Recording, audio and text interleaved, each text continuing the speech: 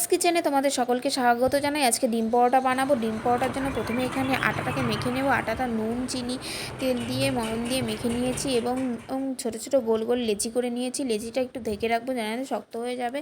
আর সঙ্গে এখানে আমার কাছে ছিল একটু মোচার পুর। মোচার পুরটা ভেতর ভরে নেব। তোমরা চাইলে আলুর পুরটাও ভরে নিতে পারো।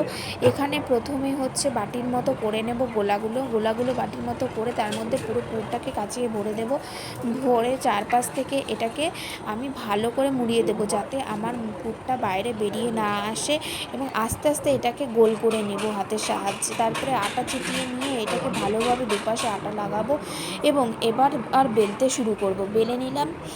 বেলার সময় খুব আস্তে আস্তে বেলতে হবে, যাতে ভিতরের পুরটা বাইরে বেরিয়ে না আসে। বাইরে বেরিয়ে আসলে ভাজতে খুব অসুবিধা হবে। প্রথমে আমি কড়াইতে তাওয়ার মধ্যে রুটিটাকে একটু ছেঁকে নিয়েছি, তারপর তেল দিয়েছি। তাহলে তেলটা খুব কম লাগে এবং আমি এখানে বেশি তেল দিয়ে ভাজবো না। আমি সরষের তেল ব্যবহার করেছি, তোমরা চাইলে এখানে সাদা তেলও ব্যবহার করতে পারো। যেহেতু আমি সাদা তেল খাই না, সেই কারণেই আমরা সরষের তেল ব্যবহার করেছি। এবং ডিম দিয়ে পরে ভেজে নিয়ে প্লেটে সস দিয়ে পরিবেশন করে দিতে পারো। এটা সকালে নাস্তাতে এবং রাতে বা সন্ধ্যের টিফিনেও তোমরা খেতে